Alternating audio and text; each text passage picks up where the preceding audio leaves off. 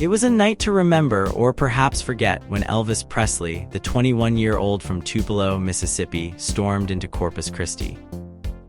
The young singer, known for his wild hair and faster heartbeat, left a trail of screaming fans and shattered glass in his wake. As he took the stage at the Corpus Christi Memorial Coliseum, it was clear this wasn't just another concert. It was an explosion of sound, energy, and teenage adoration. The scene was chaotic. For hours, thousands of fans had packed the auditorium, eager to catch a glimpse of the king of rock and roll.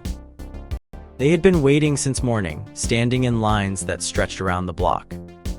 The air was thick with anticipation, the kind of energy that makes your heart pound just thinking about it. When Elvis finally appeared, the crowd erupted. It wasn't just applause, it was a wave of wild enthusiasm that threatened to engulf him. As he sang, Elvis danced and moved in ways that seemed almost otherworldly. His voice, raw and powerful, filled the room. But it wasn't just the music that captivated the audience, it was Elvis himself. With his slicked back hair and flashing smile, he was a vision of youthful rebellion. Each song was met with screams and whistles, the crowd losing itself in the music. But what really set this concert apart was the intensity of the fans. They weren't just there to hear Elvis sing, they were there to experience something primal and all-consuming. For these teenagers, Elvis was more than just a singer, he was a symbol of freedom, of rebellion against the rules. As one fan later said, "He looks so mean, but he's so cool, that's what draws us to him." As the night wore on, the crowd grew more frenzied. Girls fainted, others cried, and everyone was on their feet, singing along to every word.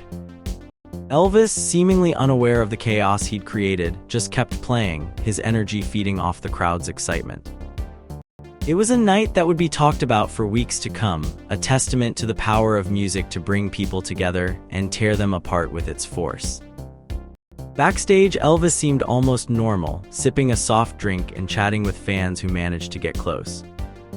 But out there on stage, he was a force of nature, leaving behind a legacy that would shape the course of music history. As he took his final bow, the crowd refused to let him go, chanting, "We want Elvis," for hours. It was clear that this was just the beginning of something big, something that would change the face of music forever. As Elvis drove away from Corpus Christi, leaving behind a sea of heartbroken fans, one thing was certain: the king had conquered another city, and the world would never be the same again. His music, his presence, his sheer energy, all of it combined to create something unique, something that would be felt for generations to come. And as the city of Corpus Christi tried to catch its breath, one thing was clear: Elvis Presley was here to stay. In the mid-1950s, a new kind of music called rock and roll was taking the country by storm. This music was different and exciting, with Elvis Presley at the forefront. As Elvis gained fame, huge crowds of young people, mostly teenagers, began showing up to his shows. These shows were so popular that they caused quite a stir, especially among parents and local authorities. One evening in Corpus Christi, after a huge crowd of over 6,000 teenagers saw Elvis perform, the venue decided to ban rock and roll shows. They thought this kind of music might lead young people to act badly, or as some called it, cause juvenile delinquency. Some parents agreed, saying the show was too rough or vulgar for young minds. Around the same time, a magazine for people in the show business world wrote about how Elvis was creating a kind of frenzy among the youth. They said it was like nothing they had seen before. Even though no fights broke out at the show in Corpus Christi, police still kept a close eye on things to make sure everyone was safe. Elvis himself was somewhat bewildered by the frenzy he had created. During an interview in Waco, Texas, he sat in a quiet limousine while thousands of screaming fans gathered outside. When asked about his sudden fame and the girls going crazy for him, Elvis said it felt like something given by God, but he was also scared. He didn't want to fade away as quickly as he came to fame. Elvis often talked to the crowd in a friendly, casual way, using phrases like "honey" to connect with them. He played to their emotions, making them feel like they were special. Despite his youth, Elvis was starting to think about his future in acting, saying he wanted to be more than just a singer. but he admitted he was scared about what the future held. In another city, Fort Worth, Elvis's presence caused an even wilder scene. The crowd of teenagers was so excited and emotional that police found it hard to manage them. Elvis had a special way of calming the girls just by looking at them, which amazed the police. They wished they could capture his power to control the crowd. These shows showed how much impact Elvis had on young people. His music and charisma created an intense atmosphere that left many feeling overwhelmed with emotion. Parents and authorities were worried about the influence of this new kind of music and its effect on the youth. Yet for many teenagers, Elvis was a symbol of excitement and freedom, someone who understood their world in a way few others did. As Elvis continued to perform, his influence grew, changing the landscape of music and popular culture forever. His ability to connect with fans, especially young ones, was unmatched, leaving a lasting impression on everyone who experienced his shows. In the summer of 1956, Elvis Presley was becoming a huge star. People were going crazy for his music and his style.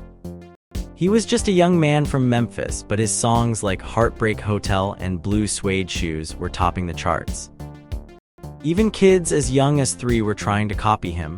One day, Elvis performed at a big show in Texas. A little boy, only 3 years old, was there with his guitar, trying to join in. His older sister Laura was clapping and enjoying the music while holding a bottle. Elvis was dressed nicely, not like the tough image people thought of him. He wore a lavender coat and black pants, which the kids loved. Elvis had gone from playing music in small places to selling out big venues. He was set to perform in Las Vegas and had just gotten a big deal with Paramount Pictures. His tour manager said he could make a lot of money, much more than he ever dreamed of when he was just driving a truck in Memphis. In June of 1956, something big happened in the world of roads too. Congress passed a law to build a huge network of highways across the country. This meant people could travel easier and faster than ever before. But Elvis's fame brought its own kind of traffic. Fans swarmed his home, wanting a piece of him. He was on TV shows and people loved it, but this fame also caused problems.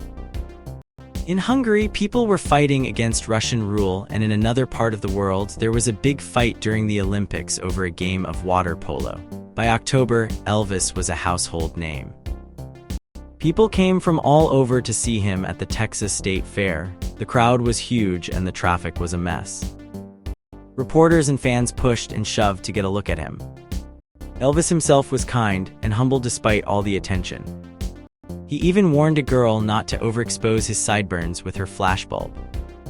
Meanwhile, the music business was learning to handle this new rock and roll phenomenon. Even farmers wanted tickets to Elvis's show, thinking it was a big deal. Elvis and his team had to be sneaky to get in the show, avoiding fans who thought he might be hiding in a car. Behind the scenes, Elvis's team worked hard. Musicians like the Jordanaires backed him up, and they were so good that few people recognized them. Fans tried to sneak past guards, but the team did their best to keep Elvis safe and ready to perform. As Elvis's fame grew, so did the world around him. Roads were changing and the country was moving fast. Elvis was right in the middle of it all, a symbol of the new and exciting times. His music and personality captured the hearts of millions, and he would continue to be a big part of American culture for years to come.